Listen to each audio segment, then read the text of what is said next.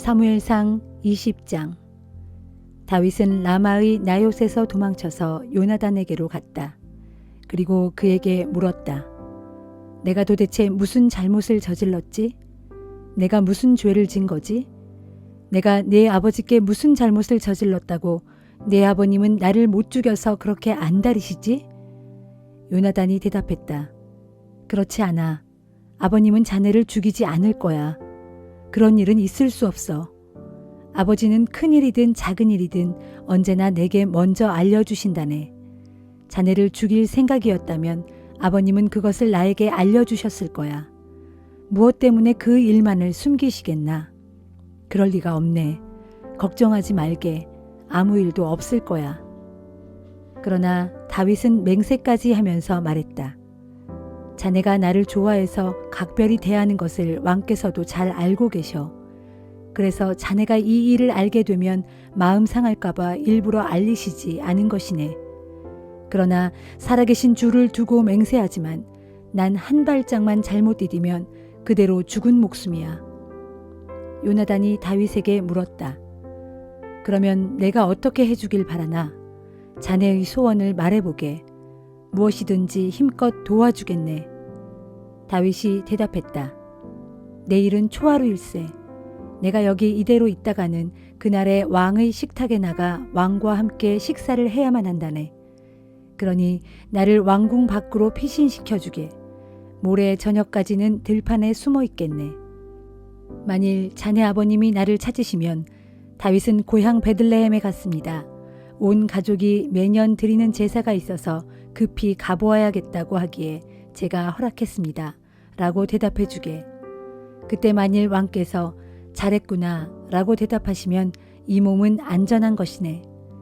그러나 만일 왕께서 크게 화를 내시면 그분이 나를 죽이려고 굳게 작정하신 것으로 알게. 부디 나의 간청을 들어주게. 우리는 주 앞에서 우정을 맹세한 사이가 아닌가. 만일 내가 무슨 죄를 진 것이라면 차라리 자네가 나를 죽이게. 나를 자네 아버지의 손에까지 넘겨야 할 필요가 없지 않은가. 요나단이 대답했다. 그런 일은 절대로 있을 수 없어. 아버님이 자네의 생명을 해치려고 결심한 기색이 조금이라도 비친다면 내가 어찌 자네에게 그걸 알려주지 않겠나. 그러자 다윗이 물었다. 왕께서 자네에게 화를 내시면 자네가 과연 그 소식을 내게 전해줄 수 있을까? 요나단이 제안했다.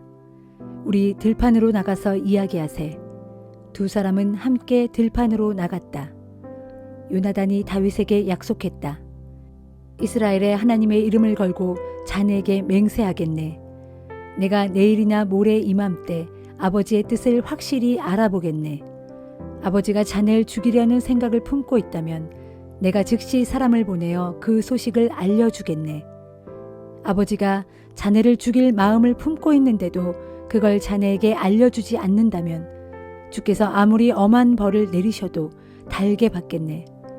주께서 나의 아버님과 함께 하셨던 것처럼 자네와도 함께 해주시기를 빌겠네. 그 대신 내가 살아있는 동안에는 주께서 늘 나에게 친절을 베풀어 주시듯이 자네도 나에게 변치 않는 우정을 보여주게. 그래서 내가 죽임을 당하지 않도록 나를 지켜주게. 또한 주께서 다윗의 원수들을 한 명도 남김없이 다 쓸어버리시는 날이 오더라도 나의 집안과 의리를 끊지 말고 좋은 관계를 유지해 주게. 요나단은 다윗의 집안과 언약을 맺으면서 말했다. 주께서 다윗의 원수들을 벌하여 주시기를 비네. 그러고서 요나단은 다윗을 자기 생명처럼 사랑했기에 다윗에게도 그러한 맹세를 다시 하게 했다. 그런 다음 요나단이 다윗에게 말했다. 내일은 초하룻 날이네. 자네의 자리가 비어 있으면 아버님께서 틀림없이 자네를 찾으실 것이네. 모레 저녁에는 지난번에 숨었던 곳으로 가서 그 에셀 바위 뒤에 숨어 있게. 그러면 나는 표적을 향해 쏘는 것처럼 화살 3개를 그 바위 곁으로 쏘겠네. 그런 다음에 나의 시종을 보내어 그 화살을 주워 오도록 하겠네. 내가 그 시종에게 화살이 내 옆에 있으니 이리 주워 오너라 하고 외치면 살아계시는 주의 이름을 걸고 맹세하지만 자네에게는 아무 위험도 없을 것이니 안심하게. 그러나 내가 만일 시종에게 화살이 내 뒤쪽에 있다. 앞으로 더 가서 주워오너라 하고 외치면 주께서 자네를 떠나보내시는 것이니 얼른 멀리 피하도록 하게. 이제는 우리가 서로 약속한 것을 굳게 지키세. 주께서 자네와 나 사이에 증인이 되어 주실 것이네. 그리하여 다윗은 들판에 숨어 있었다. 초하루가 되자 왕은 잔치에 참석하려고 식탁에 나와 앉았다. 왕은 늘 그렇듯이 벽을 등진 자리에 앉았다. 왕의 맞은편에는 요나단이 앉았고 군대장관 아브넬은 사울 곁에 앉았다. 다윗의 자리는 비어 있었다. 그날 사울은 아무 말도 하지 않았다. 다윗에게 무슨 일이 있는 모양이지? 부정을 탈 만한 어떤 일이 있어서 잔치에 나오지 못하는 거겠지 하고 생각했던 것이다. 그런데 다음 날도 다윗의 자리가 비어 있자 사울이 요나단에게 물었다. 이새의 아들이 어제도 오늘도 식사 자리에 나오지 않은 이유가 무엇이지? 요나단이 대답했다. 다윗이 급히 자기 고향 베들레헴으로 가봐야 하겠다고 하면서 제게 허락해달라고 간곡히 요청하더군요. 다윗은 제게 이런 말을 했습니다. 집안에 제사가 있는데 형님께서 참석하라고 하셨네. 나를 아낀다면 형들에게로 갈 수 있게 해주게나. 그래서 제가 허락해 주었습니다. 그런 이유로 다윗이 왕의 식탁에 나오지 못한 것입니다. 그러자 사울은 크게 화를 내면서 요나단에게 소리쳤다. 이 악하고 거역하는 못된 계집의 자식아, 네가 이새의 아들놈하고 한패인 줄을 내가 모를 줄 알았더냐? 이 일은 너 자신뿐만 아니라 너를 낳아준 네 어미까지 수치스럽게 하는 일인 줄을 정녕 모른단 말이냐? 이새의 아들놈이 세상에 살아있는 한 너와 네 나라는 결코 세워지지 못할 것이다. 당장 사람을 보내어 그놈을 잡아오너라. 그 자는 죽어 마땅한 놈이다. 그러자 요나단이 항의했다. 어째서 다윗이 죽어야만 합니까? 도대체 그가 무슨 잘못을 저질렀습니까? 그 순간 사울은 요나단을 죽이려고 창을 겨누었다. 그제야 요나단은 아버지가 다윗을 죽이려고 단단히 벼른다는 것을 확실히 깨닫게 되었다. 요나단은 분을 참지 못하여 식탁에서 일어났다. 그는 온종일 아무것도 먹을 수가 없었다. 그는 아버지가 자신의 사랑하는 친구 다윗에게 못할 짓을 하고 있는 것이 너무나도 슬펐기 때문이었다. 다음 날 아침 요나단은 다윗을 만나려고 들판으로 나갔다. 어린 종 한 명만 데리고 나갔다. 요나단이 그 종에게 말했다. 너는 달려가서 내가 쏘는 화살을 다 주워오너라. 소년이 달려나가자 요나단은 그 종의 머리 위로 화살을 쏘았다. 소년이 요나단의 화살이 떨어진 자리에 이르자 요나단이 그의 등 뒤에 대고 크게 외쳤다. 화살은 더 먼 곳에 떨어졌다. 빨리 가. 멈추지 말고 더 달려가. 소년은 화살을 주워들고 자기 상전에게 돌아왔다. 어린 종은 아무것도 눈치채지 못했다. 요나단과 다윗만이 그 일을 알았다. 요나단은 활과 화살을 어린 종에게 주면서 말했다. 너는 먼저 가거라. 이것들을 제자리에 다시 가져다 놓아라. 그 어린 종이 돌아가자 다윗은 숨어있던 바위 뒤에서 나왔다. 그리고 얼굴을 땅에 대고 요나단 앞에 3번이나 엎드려 절했다. 그들은 서로 끌어안고 울었다. 다윗이 더욱 서럽게 울었고 그의 울음은 그칠 줄 몰랐다. 요나단이 다윗에게 말했다. 이제 잘 가게. 우리가 주의 이름을 걸고 맹세한 우정을 부디 잊지 말게. 주께서 자네와 나 사이뿐만 아니라 자네의 자손들과 내 자손들 사이에도 증인이 되어 주실 것이네. 다윗은 일어나 자기의 길을 떠났고 요나단은 성읍으로 돌아왔다. 고린도전서 2장. 형제들이여, 내가 여러분에게 가서 하나님의 말씀을 전할 때 유식한 말이나 인간의 지혜로 하지 않았습니다. 그것은 내가 여러분과 함께 있는 동안 여러분 가운데서 예수 그리스도 곧 십자가에 못 박혀 죽으신 그분 외에는 아무것도 생각하지 않기로 작정했기 때문입니다. 내가 여러분에게 가서 여러분과 함께 있을 때 나는 실로 연약하고 두려웠으며 몹시 떨었습니다. 그래서 내가 여러분에게 전하는 말과 설교는 그리 지혜롭지도 못했고 설득력이 있는 것도 아니었습니다. 다만 나는 성령의 능력을 보여주고자 한 것뿐입니다. 그리하여 나는 여러분의 믿음이 사람의 지혜에 뿌리를 내리지 않고 오직 하나님의 능력에 뿌리 내리기를 간절히 바랐던 것입니다. 그럼에도 우리는 믿음이 성숙한 사람들끼리는 지혜의 말을 합니다.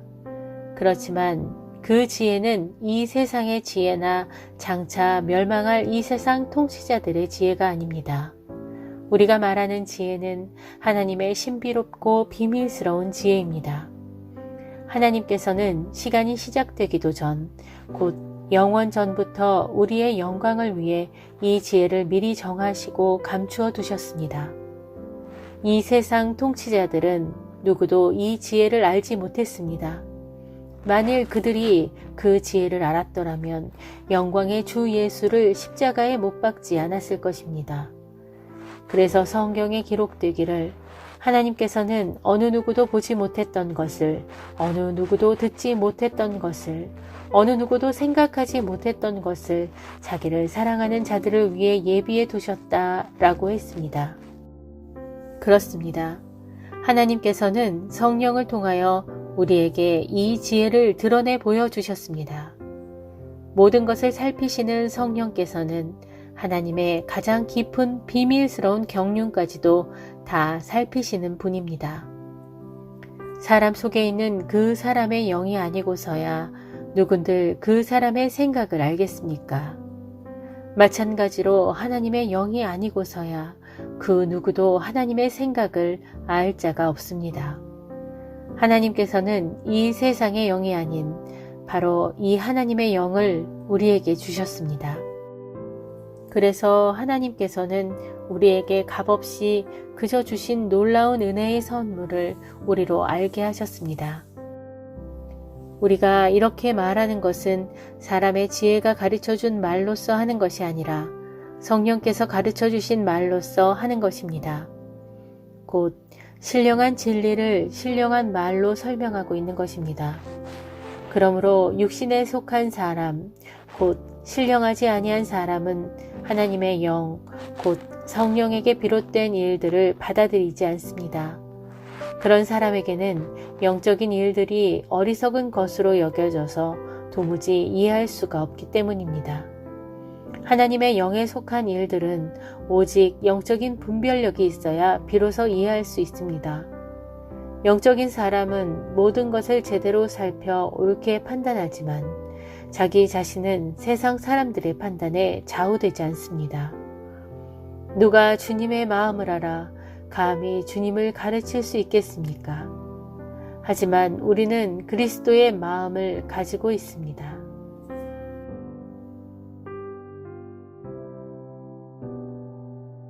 예레미야애가 5장. 주여, 우리가 당한 일들을 기억하소서. 우리가 받은 수치를 돌아보소서.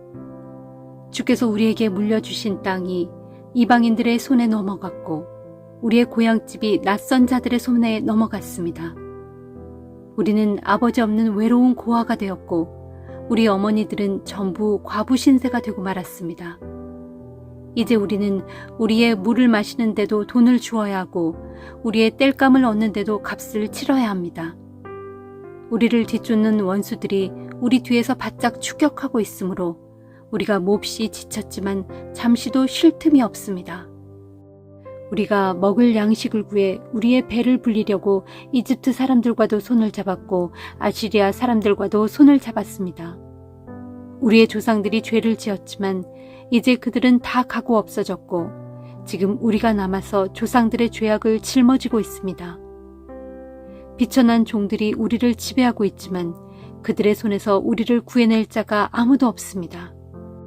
도성에는 더 이상 양식이 없으므로 먹을거리를 구하려고 광야로 나갔지만 그곳에는 칼이 기다리고 있으므로 먹을 것을 얻기 위해서는 우리의 목숨을 걸어야 합니다. 그리하여 너무나 굶주린 나머지 굶주림의 열기로 우리 살갗이 아궁이처럼 검게 타버렸습니다. 이 땅을 침략한 잔인무도한 대적들은 시온에서 여인들은 욕보였고 유다의 각 성읍에서 처녀들을 겁탈했습니다. 대적에게 사로잡힌 우리의 지도자들은 나무에 손이 묶인 채 처형당했고 우리의 장로들은 존경은커녕 멸시와 천대를 받았습니다. 젊은이들은 힘겹게 맷돌을 돌리고 소년들은 무거운 나무찜을 진 채 비틀거립니다. 장로들은 더 이상 선문에 앉지 못하고 젊은이들도 더 이상 노래하기를 그쳤습니다. 우리의 마음에서 모든 기쁨은 자취를 감추었고 우리의 춤은 통곡으로 바뀌고 말았으며 우리의 머리에서 면류관이 땅에 떨어지고 말았으니 아 슬프다. 이 모든 것은 우리가 주께 죄를 지었기 때문입니다. 이로 인해 우리 마음이 지쳐 쇠약해졌고 이로 인해 우리의 눈이 침침해져 어두워지고 말았습니다. 정녕 시온산이 파괴되고 황폐해져서 여우들만이 거기서 어슬렁거릴 뿐입니다. 그러나 주여, 주는 세세토록 영원히 계시고 주의 보좌는 영원토록 대대로 이어집니다. 그러할진대 주께서는 어찌하여 우리를 영원히 잊으시고 어찌하여 우리를 이토록 오랫동안 버려두십니까? 주여, 우리를 다시금 주께로 돌이켜 주소서. 그리하시면 우리가 기꺼이 주께로 돌아가겠사오니 우리의 날들을 새롭게 하셔서 우리의 영광을 옛적같이 회복시켜 주소서. 정녕 주께서는 우리를 아주 저버리신 것입니까? 정녕 주께서는 우리에게 베푸신 그 크신 진노를 영영 풀지 않으시렵니까? 그렇지 않으시다면 우리를 속히 회복시켜 주소서. 시편 36편. 악한 자의 마음속에는 온통 죄의 속삭임 뿐이어서 그의 눈에는 하나님 두려워하는 기색이 조금도 없구나. 저들은 자만심에 가득 차서 자기 죄를 찾아내어 버릴 생각일랑 전혀 하지 못하는구나. 저들은 입만 열었다 하면 모조리 사기와 속임수뿐이니 지혜롭고 선하게 행동하기는 애당초 틀려버렸구나. 저들은 잠자리에 누워서까지도 악한 궁리를 꾸며내고 스스로 죄의 길에 들어서며 악한 짓 행하기를 마다하지 않는구나. 주여, 주의 인자하심은 하늘까지 닿았고 주의 신실하심은 구름까지 닿았습니다. 주의 의로우심은 웅장한 산줄기 같고 주의 공평하심은 깊은 바다와도 같습니다. 오 주여, 정녕 주께서는 사람이나 짐승이나 한결같이 잘 보살펴 주십니다. 오 주여, 한결같은 주의 사랑이 어찌 그리 소중하지요. 귀한 자나 천한 자나 모두가 주의 날개 그늘 아래로 피하여 숨습니다.